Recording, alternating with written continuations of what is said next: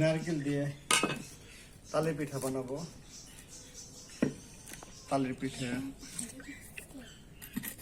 নারকেল দিলে পিঠাটা খেতে আর বেশি ভালো লাগে।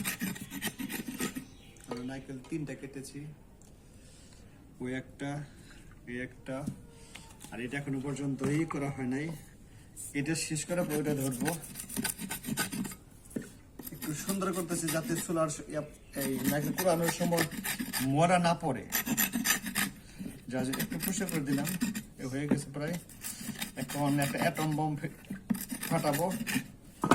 এই দেখেন, এই হচ্ছে অ্যাটম বম, এই হচ্ছে দাও, এই রাহিম।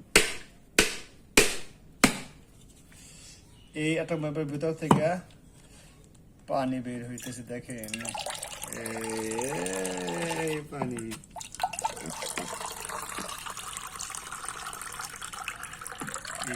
এটা হচ্ছে 2টা নারকেলের পানি। এই অ্যাটম বম খুলে ফেলেছি। দেখেন কি সুন্দর, ফাইন। এই 2টা, এই 2টা।